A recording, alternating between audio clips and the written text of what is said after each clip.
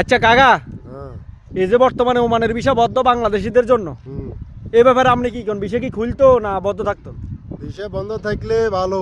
আমরা এখন কাম কাজ কিছু করতে আমার এর কাম কাজ আছে।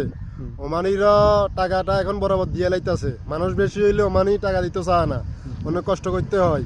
এখন আলহামদুলিল্লাহ খুব ভালো হয়ে আছে।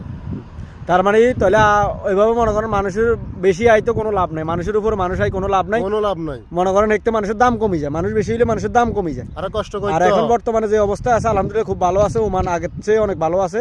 এই জন্যই সবাই বেশিরভাগ মানুষে বলতেছে যে ভিসা যাতে না খোলে, কিন্তু যারা আসতে চায় তারা তো বলবে আমরা কি বলতেছি এগুলা, কিন্তু এখানে আসার পরে বুঝতে পারবে। আসার পরে বুঝতে পারবে। এখন আমরা যদি কইবা আমরা আমু করি এগুলা বলতে আছে। শুধু টাকা আমরা কামাই, হেরা কামানোর দরকার নেই, এরকম চিন্তা ভাবনা করবো, কিন্তু বিদেশ আইয়ে না ধরে বুঝবো যে দুনিয়াটা কি জিনিস এবং ওমানটা কি জিনিস। বিশেষ করে ওমানে মানুষ বেশি হইলে টাকা পয়সা ঠিক মতো মানুষের দেয় না, কাজ করাইবো কিন্তু টাকা দিত না।